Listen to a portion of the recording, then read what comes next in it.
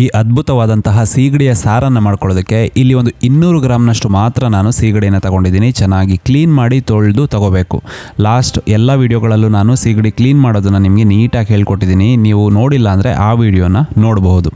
So ಇವಾಗ clean ಮಾಡಿಕೊಂಡು ಇದಕ್ಕೆ ಫಸ್ಟ್ ಮ್ಯಾರಿನೇಷನ್ ಯಾವಾಗಲೂ ನಾನು ಮಾಡ್ತೀನಿ. ಸೊ 1/4 ಟೀ ಸ್ಪೂನಷ್ಟು ಉಪ್ಪು, 1/4 ಟೀ ಸ್ಪೂನಷ್ಟು ಅರಿಶಿನ, ಹಾಗೆಯೇ 1/4 ಭಾಗದಷ್ಟು ನಿಂಬೆಹಣ್ಣನ್ನು ಇದಕ್ಕೆ ಹಿಂಡ್ಕೊಂಡು ಚೆನ್ನಾಗಿ ಇದನ್ನು ಮಿಕ್ಸ್ ಮಾಡಿ ಒಂದು 15 ನಿಮಿಷ ಬಿಟ್ಟರೆ ಸಾಕು. ನೀವು 15 ನಿಮಿಷದಿಂದ 30 ನಿಮಿಷ ಬಿಟ್ಟರೆ ಸಾಕು ಮಸಾಲ ರೆಡಿ ಆಗೋ ತನಕ. ಸೊ ಇವಾಗ ಮಸಾಲ ರೆಡಿ ಮಾಡ್ಕೊಳ್ಳೋದಕ್ಕೆ ಇಲ್ಲಿ ನೋಡಿ, ಒಂದು ದೊಡ್ಡ ತೆಂಗಿನಕಾಯಲ್ಲಿ ಒಂದು ಅರ್ಧ ಭಾಗದಷ್ಟು ತೆಂಗಿನ ತುರಿನ ನಾನಿಲ್ಲಿ ತಗೊಂಡಿದ್ದೀನಿ. ಇದಕ್ಕೆ ಒಂದು 3 ಟೇಬಲ್ ಸ್ಪೂನಷ್ಟು ಧನಿಯಾ ಅಂದರೆ ಒಂದು ಅರ್ಧ ಮುಷ್ಟಿಯಷ್ಟು, ಇದರ ಜೊತೆಗೆ 2 ಇಂಚಿನಷ್ಟು ಶುಂಠಿನ ಹಾಕ್ಕೊಳ್ತಾ ಇದ್ದೀನಿ. ಒಂದು ಅರ್ಧ ಟೀ ಸ್ಪೂನಷ್ಟು ಜೀರಿಗೆಯನ್ನು ಸೇರಿಸ್ಕೋಬೇಕು. ಅರ್ಧ ಈರುಳ್ಳಿನ ಇಲ್ಲಿ ನಾನು ಮಸಾಲ ರುಬ್ಕೊಳ್ಳೋದಕ್ಕೆ ಹಾಕಿದ್ದೀನಿ, ಅರ್ಧ ಒಗ್ಗರಣೆ ಕೊಡೋದಕ್ಕೆ ಇಟ್ಕೋಬೇಕು. ಹಾಗೆಯೇ ಬ್ಯಾಡಗಿ ಮೆಣಸು ಹಾಕೋವಾಗ ಒಂದು 8 ಬ್ಯಾಡಗಿ ಮೆಣಸುಗಳನ್ನು ಹಾಕ್ಕೋಬೇಕು.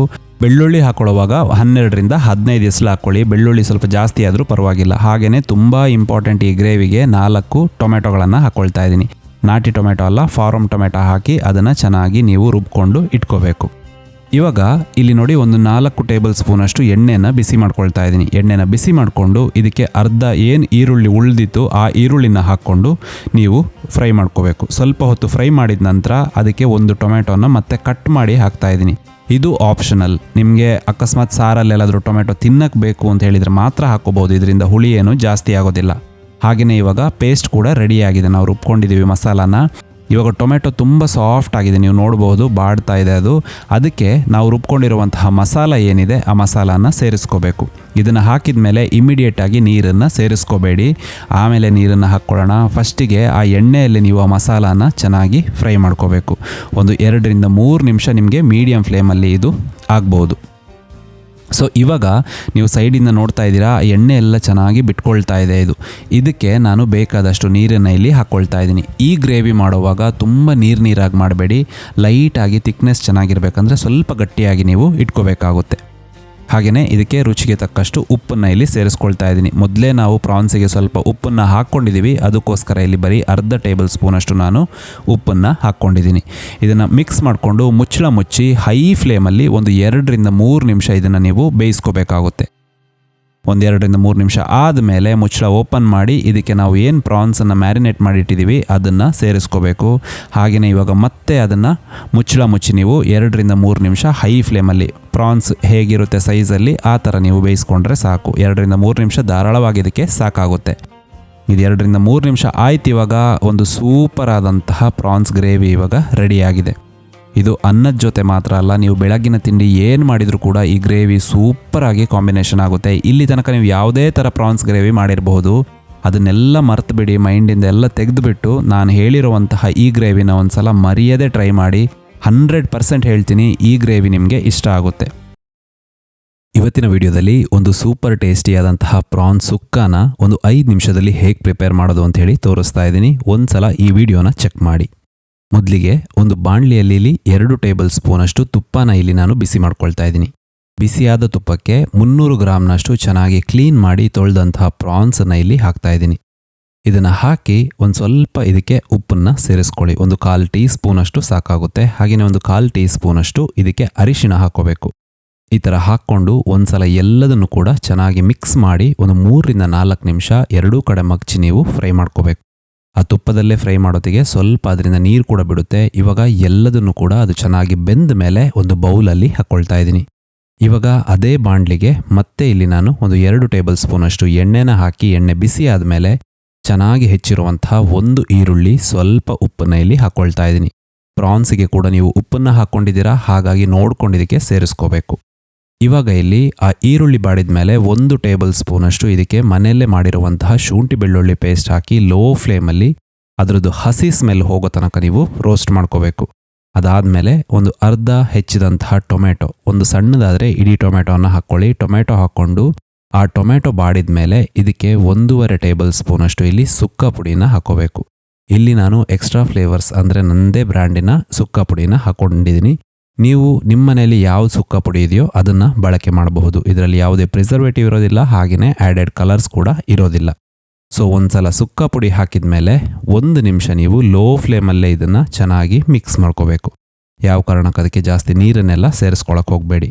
ಇವಾಗ ಆ ಪ್ರಾನ್ಸ್ ನಾವು ಬೇಯಿಸಿಟ್ಕೊಂಡಿದ್ದೀವಿ, ಅದನ್ನು ಆ ನೀರಿನ ತುಪ್ಪದ ಸಮೇತ ಇದಕ್ಕೆ ಸೇರಿಸ್ಕೋಬೇಕು. ಸೇರಿಸ್ಕೊಂಡು ಎಲ್ಲದನ್ನು ಕೂಡ ಕಂಬೈನ್ ಮಾಡಬೇಕು. ಪ್ರಾನ್ಸ್ ಆಲ್ರೆಡಿ ಬೆಂದಿರುತ್ತೆ, ಆದರೂ ಕೂಡ ಅದೇನು ಕರಗಿ ಹೋಗೋದಿಲ್ಲ. ಹಾಗಾಗಿ ಒಂದು 2-3 ನಿಮಿಷ ನೀವು ಮೀಡಿಯಂ ಫ್ಲೇಮಲ್ಲಿ ಚೆನ್ನಾಗಿ ಅದನ್ನು ರೋಸ್ಟ್ ಮಾಡ್ಕೋಬಹುದು. ಅದರಿಂದ ಸ್ವಲ್ಪ ಎಣ್ಣೆ ಸಪ್ರೇಟ್ ಆಗ್ತಾ ಬರುವಾಗ ಇದಕ್ಕೆ ಹೆಚ್ಕೊಂಡಿರುವಂತಹ 1/4 ಭಾಗದಷ್ಟು ತೆಂಗಿನ ತುರಿನ ಹಾಕ್ಕೊಳ್ತಾ ಇದ್ದೀನಿ. ಕೊಬ್ಬರಿ ಬೇಕಾದರೂ ಹಾಕೋಬಹುದು ಅಥವಾ ತೆಂಗಿನ ತುರಿ ಬೇಕಾದರೂ ಹಾಕೋಬಹುದು. ತೆಂಗಿನ ತುರಿ ಹಾಕಿದ ಮೇಲೆ ಎಲ್ಲದನ್ನು ಕೂಡ ಕಂಬೈನ್ ಮಾಡ್ಕೊಳ್ಳಿ. ಕಂಬೈನ್ ಮಾಡಿ ಕೊನೆಗೆ ಸ್ವಲ್ಪ ಕಟ್ ಮಾಡಿದಂತಹ ಕೊತ್ತಂಬರಿ ಸೊಪ್ಪನ್ನು ಹಾಕಿದರೆ ಈ ಸೂಪರ್ಬ್ ಆದಂತಹ ಸೀಗಡಿ ಅಥವಾ ಪ್ರಾನ್ ಸುಕ್ಕ ತಿನ್ನೋದಕ್ಕೆ ರೆಡಿಯಾಗುತ್ತೆ. ರೋಸ್ಟ್ ಮಾಡ್ಕೊಳ್ಳೋದಕ್ಕೆ ಇಲ್ಲಿ ನಾನು 300 ಗ್ರಾಮ್ನಷ್ಟು ಪ್ರಾನ್ಸನ್ನು ತಗೊಂಡಿದ್ದೀನಿ. ಇದನ್ನು ಕ್ಲೀನ್ ಮಾಡೋ ವಿಧಾನದಲ್ಲಿ ನಾನು ನಿಮ್ಗೊಂದು ತೋರಿಸ್ಬೇಕಿತ್ತು. ತುಂಬ ಜನ ಏನು ಮಾಡ್ತಾರಂತ ಹೇಳಿದರೆ ಮೇಲ್ಭಾಗದಿಂದ ಮಾತ್ರ ಅದನ್ನು ಕಟ್ ಮಾಡಿ ಅದರಲ್ಲಿರುವ ಕಪ್ಪು ಇದೇನಿದೆ ನೂಲು ಥರ ಇರುತ್ತೆ ಅದನ್ನು ಮಾತ್ರ ತೆಗಿತಾರೆ. ತುಂಬ ಜನ ಅದ್ರ ಅಡಿಗಡೆನೂ ಕೂಡ ಒಂದು ನೂಲು ಥರ ಇರುತ್ತೆ ನೋಡಿ, ಅದನ್ನು ತೆಗಿಯೋದೇ ಇಲ್ಲ. ನಾನು ತುಂಬ ಸಲ ಅಂಗಡಿಯಿಂದ ತಂದಾಗಲೂ ಅಬ್ಸರ್ವ್ ಮಾಡಿದ್ದೀನಿ, ಅದನ್ನು ಮೇಲಿಂದ ಮಾತ್ರ ತೆಗಿತಾರೆ. ಸೊ ಈ ನೂಲನ್ನು ಕೂಡ ನೀವು ತೆಗಿಬೇಕು, ಯಾಕಂದರೆ ಆ ಸ್ಮೆಲ್ಲು ಕಮ್ಮಿ ಆಗುತ್ತೆ. ಇವಾಗ ಇದನ್ನು ಚೆನ್ನಾಗಿ ತೊಳೆದು ಒಂದು 2-3 ನೀರು ಇದಕ್ಕೆ ನೋಡಿ. ಫಸ್ಟ್ ಮ್ಯಾರಿನೇಷನಿಗೆ ಇಲ್ಲಿ 1/4 ಚಮಚದಷ್ಟು ನಾನು ಉಪ್ಪನ್ನು ಹಾಕ್ತಾಯಿದ್ದೀನಿ. ಹಾಗೆಯೇ 1/4 ಚಮಚದಷ್ಟು ಅರಿಶಿಣ ಹಾಕ್ತಾಯಿದ್ದೀನಿ. ಹಾಗೆಯೇ ಅರ್ಧ ನಿಂಬೆಹಣ್ಣಿನ ರಸನ ಇಲ್ಲಿ ಹಿಂಡ್ಕೊಳ್ತಾ ಇದ್ದೀನಿ. ಇದನ್ನು ಹಾಕ್ಕೊಂಡು ಇದೆಲ್ಲದನ್ನು ಚೆನ್ನಾಗಿ ಕಂಬೈನ್ ಮಾಡ್ತಾ ಇದನ್ನು ಸುಮಾರು ಒಂದು 20 ನಿಮಿಷ ನೀವು ಇದೇ ಥರ ಬಿಟ್ಬಿಡಬೇಕು. ಈ ಥರ ಮಾಡೋದ್ರಿಂದ ಆ ಸೀಗಡಿ ತುಂಬಾ ರುಚಿಯಾಗಿರುತ್ತೆ. ಇವಾಗ ಒಂದು ಪ್ಯಾನಲ್ಲಿ ನೋಡಿ, ಒಂದು 20 ಕರಿಮೆಣಸು, ಅದರ ಜೊತೆಗೆ 2 ಟೇಬಲ್ ಸ್ಪೂನಷ್ಟು ಧನಿಯಾ ಹಾಕ್ತಾ ಇದ್ದೀನಿ, 1 ಟೀ ಸ್ಪೂನಷ್ಟು ಜೀರಿಗೆ, ಹಾಗೆಯೇ 1 ಟೀ ಸ್ಪೂನಷ್ಟು ಇಲ್ಲಿ ಸೋಂಪನ್ನು ಹಾಕ್ತಾ ಇದ್ದೀನಿ, ಒಂದು 10 ಮೆಂತ್ಯ, 1 ಟೀ ಸ್ಪೂನಷ್ಟು ಗಸಗಸೆ, ಒಂದು 2 ಲವಂಗ ಹಾಕ್ಕೊಳ್ತಾ ಇದ್ದೀನಿ. ಇದೆಲ್ಲದನ್ನು ಹಾಕ್ಕೊಂಡು ಇದನ್ನು ಕಮ್ಮಿ ಉರಿಯಲ್ಲಿ ಲೋ ಫ್ಲೇಮಲ್ಲಿ ನೀವು ಒಂದು 2-3 ನಿಮಿಷ ಚೆನ್ನಾಗಿ ಹುರ್ಕೋಬೇಕಾಗುತ್ತೆ. ಇದರಿಂದ ಒಳ್ಳೆ ಪರಿಮಳ ನಮಗೆ ಆ ಮಸಾಲದಲ್ಲಿ ಬರುತ್ತೆ. ಸೊ ಇದನ್ನು ಇವಾಗ ಒಂದು ಬೌಲಿಗೆ ಹಾಕಿ ಇವಾಗ ಒಂದು 8 ಬ್ಯಾಡಗಿ ಮೆಣಸುಗಳನ್ನು ಇಲ್ಲಿ ಹಾಕ್ಕೊಳ್ತಾ ಇದ್ದೀನಿ. ಕರಿಮೆಣಸು ಹಾಕಿರೋದ್ರಿಂದ ಈ ಬ್ಯಾಡಗಿ ಮೆಣಸುಗಳನ್ನು ಹಾಕ್ಕೊಂಡ್ರೆ ಸಾಕು. ಕಲರ್ ಕೂಡ ತುಂಬ ಚೆನ್ನಾಗಿರುತ್ತೆ, ಹಾಗೆಯೇ ಖಾರ ಕೂಡ ಸಾಕಾಗುತ್ತೆ. ಇವಾಗ ಇದೆಲ್ಲದರ ಜೊತೆಗೆ ಒಂದು 10 ಎಸಳು ಬೆಳ್ಳುಳ್ಳಿ, ಹಾಗೆಯೇ 1 ಇಂಚಿನಷ್ಟು ಶುಂಠಿನ ಸೇರಿಸ್ಕೊಂಡು ಇದಕ್ಕೆ ಸ್ವಲ್ಪ ನೀರನ್ನು ಸೇರಿಸಿ ತುಂಬ ನುಣ್ಣಗೆ ಅದನ್ನು ಪೇಸ್ಟ್ ಮಾಡ್ಕೋಬೇಕು. ಇವಾಗ ಒಂದು ಪ್ಯಾನಲ್ಲಿ ಒಂದು 2 ಟೇಬಲ್ ಸ್ಪೂನಷ್ಟು ತುಪ್ಪನ ಬಿಸಿ ಮಾಡ್ಕೊಳ್ತಾ ಇದ್ದೀನಿ. ಈ ತುಪ್ಪದಲ್ಲಿ ನೀವು ಪ್ರಾನ್ಸ್ಗಳನ್ನು ಹಾಕ್ಕೊಂಡು ಇದನ್ನು ಒಂದು 3-4 ನಿಮಿಷ ಸಣ್ಣ ಉರಿಯಲ್ಲೇ ಇದನ್ನು ನೀವು ಚೆನ್ನಾಗಿ ರೋಸ್ಟ್ ಮಾಡ್ಕೋಬೇಕು. ಇದು ಸೀಗಡಿ ಆಗಿರೋದ್ರಿಂದ ನೀವು ಅದನ್ನು ರೋಸ್ಟ್ ಮಾಡ್ತಾ ಅದರಲ್ಲಿರೋ ನೀರನ್ನೆಲ್ಲ ಅದು ಬಿಡುತ್ತೆ. ಅದಕ್ಕೋಸ್ಕರ ನೀರನ್ನು ಇದಕ್ಕೆ ನೀವು ಹಾಕಬಾರ್ದು. ಇದನ್ನು ಒಂದು 3-4 ನಿಮಿಷ ಈ ಥರ ಮಗ್ಚಿ ನೀವು ಚೆನ್ನಾಗಿ ರೋಸ್ಟ್ ಮಾಡ್ಕೊಂಡಾದಮೇಲೆ ಇದನ್ನು ತೆಗೆದು ಒಂದು ಬೌಲಿಗೆ ಮಾತ್ರ ಟ್ರಾನ್ಸ್ಫರ್ ಮಾಡ್ಕೋಬೇಕು. ಅದರಲ್ಲಿರೋ ತುಪ್ಪನ ಅದರಲ್ಲೇ ನೀವು ಇಡಬೇಕಾಗುತ್ತೆ. ಸೊ ಇವಾಗ 3-4 ನಿಮಿಷ ಆದಮೇಲೆ ನಾನು ಅದನ್ನು ತೆಗೆದು ಒಂದು ಬೌಲಿಗೆ ಹಾಕ್ತಾ ಇದ್ದೀನಿ. ಹಾಗೆಯೇ ಆ ಉಳಿದಿರುವಂತಹ ತುಪ್ಪ ಏನಿದೆ ಅದಕ್ಕೆ ಸ್ವಲ್ಪ ಕರಿಬೇವಿನ ಎಲೆಗಳನ್ನು ಇಲ್ಲಿ ಹಾಕ್ಕೊಳ್ತಾ ಇದ್ದೀನಿ. ನಾನು ಡ್ರೈ ಮಾಡಿಕೊಂಡು ಸ್ಟೋರ್ ಮಾಡಿರುವಂತಹ ಕರಿಬೇವಿನ ಎಲೆಗಳನ್ನು ಹಾಕ್ಕೊಂಡಿದ್ದೀನಿ. ಸೊ ಇದನ್ನು ಹಾಕ್ಕೊಂಡು ಒಂದು 10 ಸೆಕೆಂಡ್ ಹುರ್ಕೊಂಡ್ಮೇಲೆ ನಾವು ಮಾಡ್ಕೊಂಡಿರುವಂತಹ ಪೇಸ್ಟ್ ಮತ್ತು ಅರ್ಧ ಗ್ಲಾಸ್ನಷ್ಟು ನೀರನ್ನು ಹಾಕ್ಕೋಬೇಕು. ನೀರನ್ನು ಹಾಕ್ಕೊಂಡು ಆ ತುಪ್ಪದ ಜೊತೆ ಚೆನ್ನಾಗಿ ಅದನ್ನು ಮಿಕ್ಸ್ ಮಾಡಬೇಕು. ಫಸ್ಟಿಗೆ ನೀವು ಅದನ್ನು ಮಿಕ್ಸ್ ಮಾಡೋವಾಗ ಆ ತುಪ್ಪನೆಲ್ಲ ಅದು ಎಳ್ಕೊಂಡಂಗೆ ನಿಮಗೆ ಕಾಣುತ್ತೆ. ಸ್ವಲ್ಪ ಹೊತ್ತಾದಮೇಲೆ ಅದೇ ತುಪ್ಪ ನೋಡಿ ಆ ಮಸಾಲದಿಂದ ಸಪ್ರೇಟ್ ಆಗ್ತಾ ಇದೆ. ಇದಕ್ಕೆ 1/4 ಟೀ ಸ್ಪೂನಷ್ಟು ಅರಿಶಿನ, ರುಚಿಗೆ ತಕ್ಕಷ್ಟು ಉಪ್ಪು, ಹಾಗೆಯೇ ಒಂದು 1/4 ಚಮಚದಷ್ಟು ಮಾತ್ರ ಬೆಲ್ಲ ಹಾಕ್ತಾ ಇದ್ದೀನಿ. ಯಾಕಂದರೆ ಪ್ರಾನ್ಸ್ ಸ್ವಲ್ಪ ಸಿಹಿನೇ ಇರುತ್ತೆ, ಅದಕ್ಕೋಸ್ಕರ ಜಾಸ್ತಿ ಸಿಹಿ ಮಾಡ್ಕೋಬಾರ್ದು. ಹಾಗೆಯೇ ಉಪ್ಪು ಕೂಡ ನಾವು ಮೊದಲೇ ಹಾಕ್ಕೊಂಡಿದ್ವಿ, ಸೊ ನೋಡ್ಕೊಂಡು ಹಾಕ್ಕೋಬೇಕು. ಇವಾಗ ಮತ್ತೆ ನೋಡಿ ತುಪ್ಪ ಎಲ್ಲ ಸಪ್ರೇಟ್ ಆಗಿದೆ. ಸೊ ಇದಕ್ಕೆ ಮತ್ತೆ ನಾನು ಒಂದು 2 ಟೇಬಲ್ ಸ್ಪೂನಷ್ಟು ತುಪ್ಪನ ಹಾಕಿ ಮತ್ತೆ ಒಂದು 2-3 ನಿಮಿಷ ಇದನ್ನು ಆ ತುಪ್ಪದ ಜೊತೆ ರೋಸ್ಟ್ ಮಾಡ್ಕೊಳ್ತಾ ಇದ್ದೀನಿ. ಇವಾಗ ನೋಡಿ ತುಂಬ ಟೇಸ್ಟಿಯಾಗಿರುವಂತಹ ಆ ಮಸಾಲ ರೆಡಿಯಾಗಿದೆ. ಇದಕ್ಕಿವಾಗ ನಾವು ರೋಸ್ಟ್ ಮಾಡ್ಕೊಂಡಿರುವಂಥ ಪ್ರಾನ್ಸನ್ನು ಕೂಡ ಸೇರಿಸ್ಕೊಂಡು ಇದನ್ನು ಚೆನ್ನಾಗಿ ಒಂದು 2-3 ನಿಮಿಷ ನೀವು ಮೀಡಿಯಮ್ ಫ್ಲೇಮಲ್ಲಿ ಮಿಕ್ಸ್ ಮಾಡ್ಕೋಬೇಕು. ಆವಾಗ ಮಸಾಲ ಎಲ್ಲ ಚೆನ್ನಾಗಿ ಆ ಪ್ರಾನ್ಸಿಗೆ ಅಂಟ್ಕೊಳ್ಳುತ್ತೆ. ಹಾಗೆಯೇ ತುಂಬ ರುಚಿಕರವಾದಂತಹ ಪ್ರಾನ್ಸ್ ಗೀ ರೋಸ್ಟ್ ರೆಡಿಯಾಗುತ್ತೆ.